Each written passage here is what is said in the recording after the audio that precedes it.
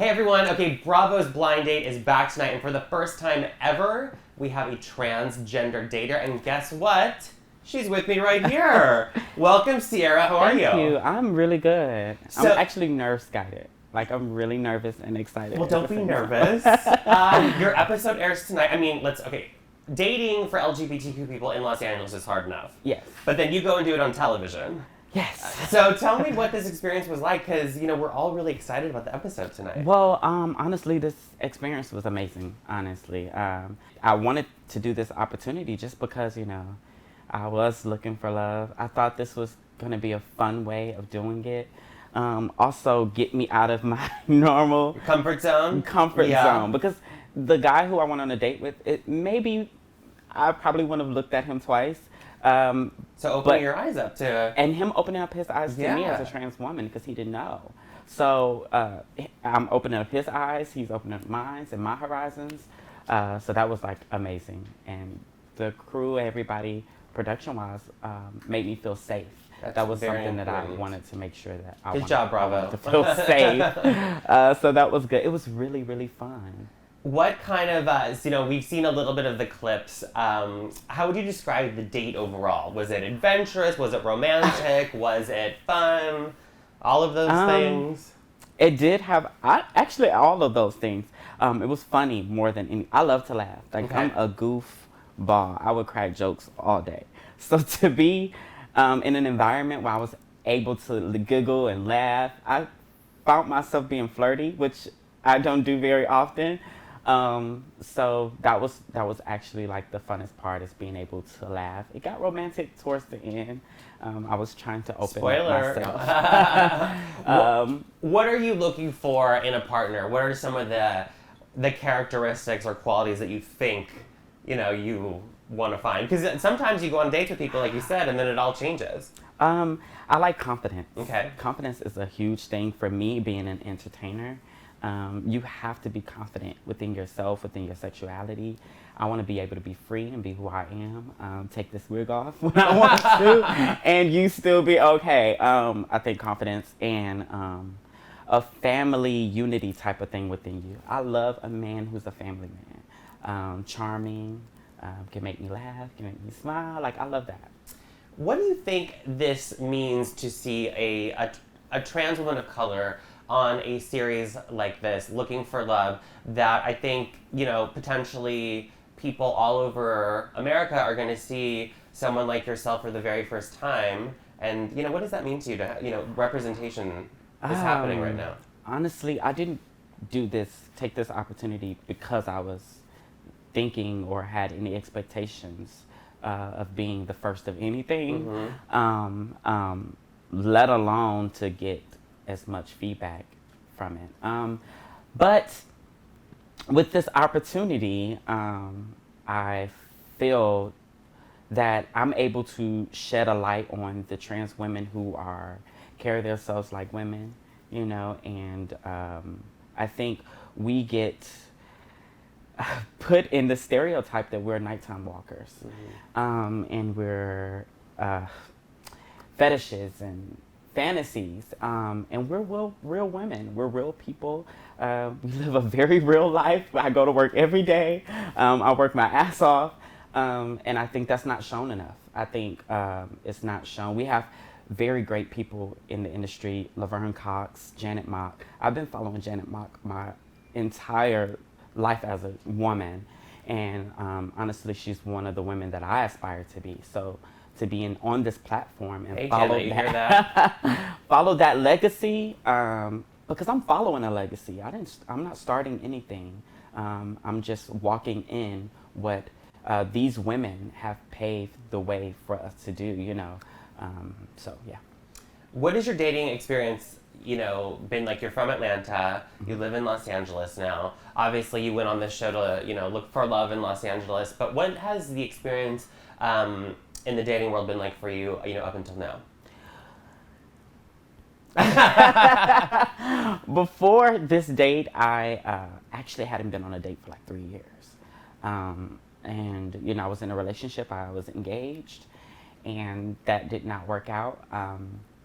So I kind of gave up on dating. That's why this was so monumental for me because I'm like, oh, I've never done this before. Normally, I'm very picky. I have a long list of what I like, but I was able to let my guard down. And dating now, I'm not currently dating, so. But my mind is open. I'm open-minded when it comes to dating now. I think I am looking for a partner who is ready to kind of walk into the settling down phase, because I'm at that point in my life. So tonight, the show is back, 11:30 on Bravo. Make sure to tune in. But your episode, I think, is the third of four, Yes, right? Third of four. It comes on 12:30 Eastern time. Set those DVRs in case you have to be up early, but or watch it live. But what did the experience of doing this show teach you about yourself? Wow, it taught me to be less critical of myself and more open. I think people see us, you get in your head about how people perceive you, and you carry yourself a certain way because of that, right? And I think this opportunity allowed me to let that guard down and just be myself and stop worrying about how people perceive me. I think the safety net that I was in while doing the show allowed me to break that kind of wall down with myself. Yeah, and I still got it. I didn't think I had it for a while. You still got it. I still got it. Got it. So at GLAAD, we are highlighting something called trans love stories on social media. Use that hashtag for anyone out there that wants us to highlight those love stories. Yeah. For you, you're looking for love on this show, but it obviously also sounds like it's kind of given you a new love for yourself. Yes. Wow. I think I had kind of given up on the love thing. At one point, my career wasn't doing what it needed to be doing. We'll talk about that career in a minute, too. So I kind of fell deep into this kind of mode, uncomfortable mode, where I was like, go to work, go to work, go to work, go to work, and that was it. And so this allowed me to be fun. I was nervous again. I got butterflies. I was like super nervous going on a date. I was sweating bullets. I was like, oh no, but yeah, I think as trans women have to love ourselves. I think RuPaul says it a lot. If you can't love yourself, how the hell are you gonna love somebody else? Right. And I am truly at a point where I'm in love with everything about me. That's amazing. Yeah, and I'm moving in the right direction in life. Thank you. Good. Thank you. Well, let's talk about your career, because you have come from Atlanta to Los Angeles. Yes. In the entertainment industry. Yes. So tell me what it is that you would like to do and what you do. I've heard rumors that you may be somehow involved with Janet Jackson and Ciara, the singer Ciara. Yes.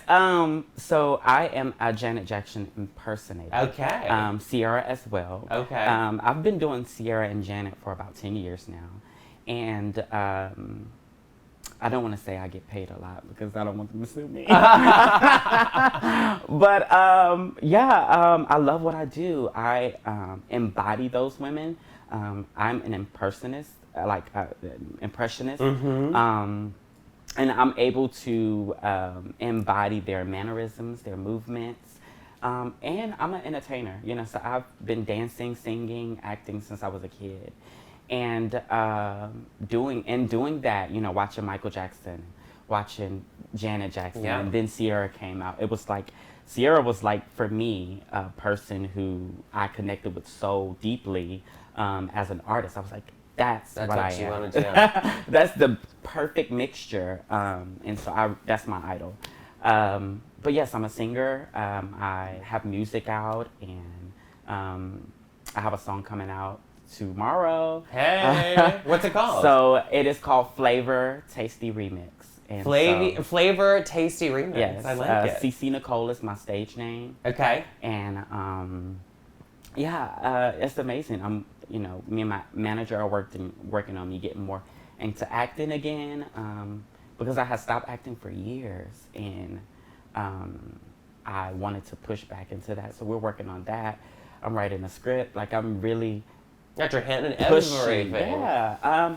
I think that's important. I came out here because it's so much more inclusive and progressive in Los Angeles. I think a lot of other states can learn a lot from New York and Los Angeles in their ways that they are inclusive and open to everybody. Of course. I think that's important. We're, obviously in an election year, and, we're doing a lot of work in the South, very specifically Atlanta, to accelerate acceptance for the community and, get those conversations to be had. What was it like for you to, be someone of the LGBTQ community growing up and, finding your identity and living in somewhere like the South?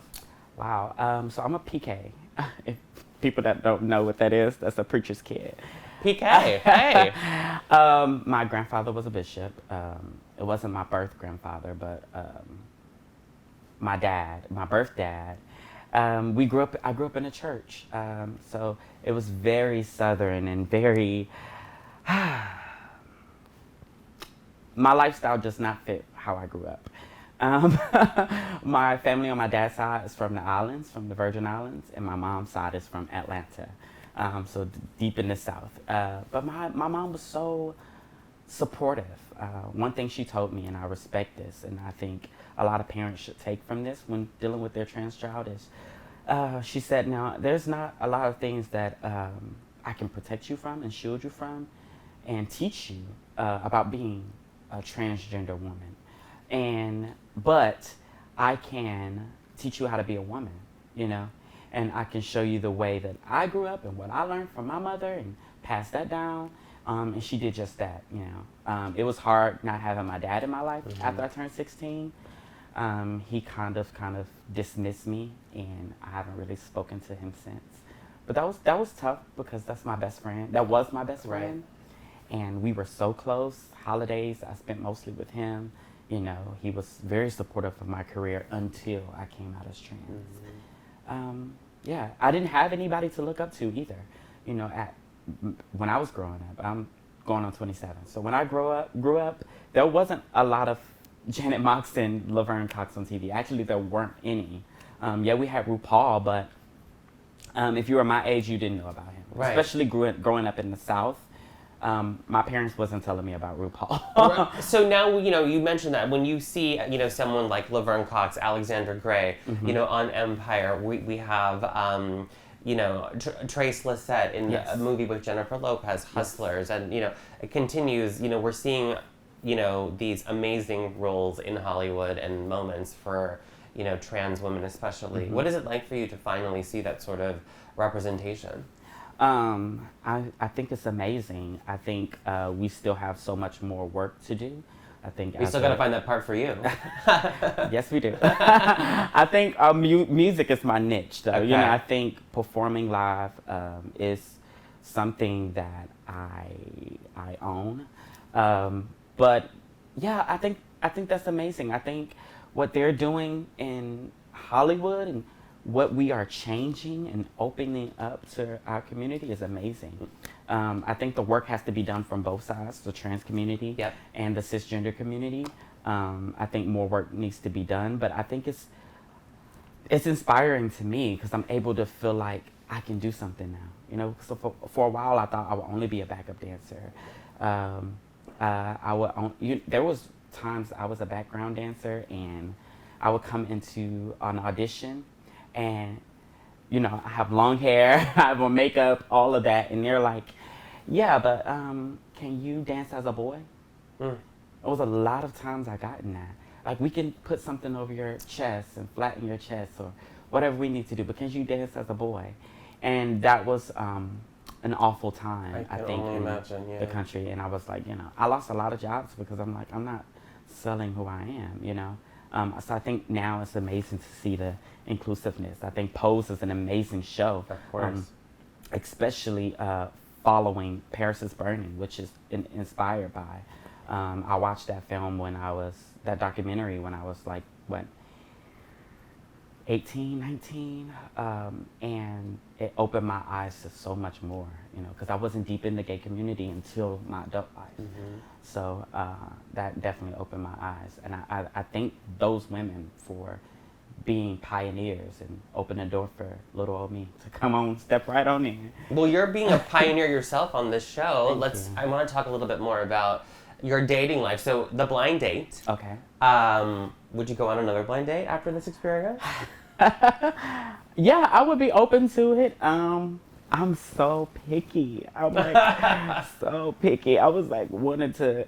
It was so crazy because I'm like really wanting to mold my own guy and like throw hints, like you know whatever. But it doesn't work that way. It's also a good opportunity for anyone out there watching the show. They may say like, "Hey, Ciara, she's looking pretty good. Maybe I should DM her or something." But I am CC Nicole on Instagram. There you go, right there.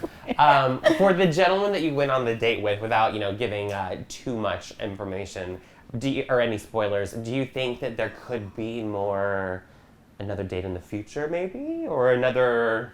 Something like that? I think he is an amazing guy. Tucker is an amazing guy. And he's so sweet. I think our lives are in two different places.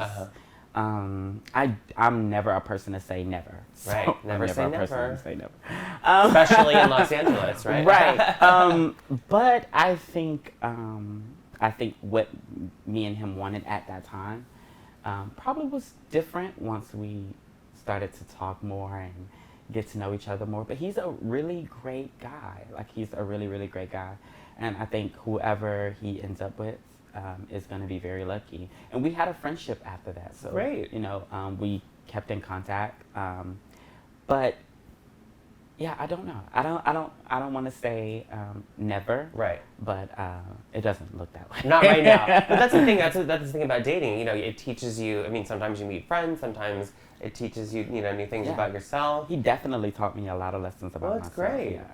So, it's been so nice to chat with you. So don't forget, everyone, Blind Date airs tonight at 11:30 on Bravo. That's 4 episodes in a row. And so yours is 12:30, but make sure to watch all of it. And, I'm sure we're going to be hearing a lot from Ciara. So follow her on social media, and we'll talk to you soon. Thanks for everyone watching.